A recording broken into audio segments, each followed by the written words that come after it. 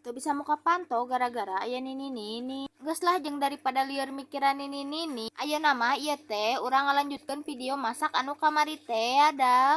Nyaeta masak sayur asem jeung tempe orek dak. Kurang leuwih lamun erek masak atawa nanaon teh pasti rariweuh kieu da ari nungguan sare geus jarang geuninganan ayeuna mah sarena teh beuki gede teh tingalikeun ieu oge aya cabe erek diuapkeun.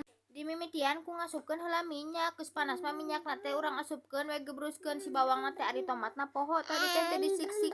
Geus lempeuh mah urang gebruskeun we si tempena teh. Terus teh ieu teh make cai we geus rada lempeuh mah geus kitu mah antepkeun we nyamaraanna mah engke we nungguan berhubung si sayur asem oge geus ngagolak urang asupkeun we tambahan bumbu ulegna kuduna mah make kacang eta teh berhubung urang mah henteu pati resep matak teu dikacangan dak. Si tempe oge geus tareh asak gitu diasaan teh rada kurang uyah urang uyahan we ena mah.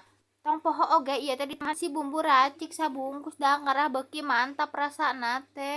Ayeuna mah bagian ngasaan sayur asemna ari pek mah diasaan teh sarua geuninganan kurang uyah ieu teh urang nyokot heula uyahna urang tamahan we si uyahna teh. Sakitu mah urang antepkeun heula we cenah nyararep heula si kabeh samarana teh. Tah geuninganan sayur geus asak si tempe oge geus asak tinggal nungguan sangu asak ieu teh dak.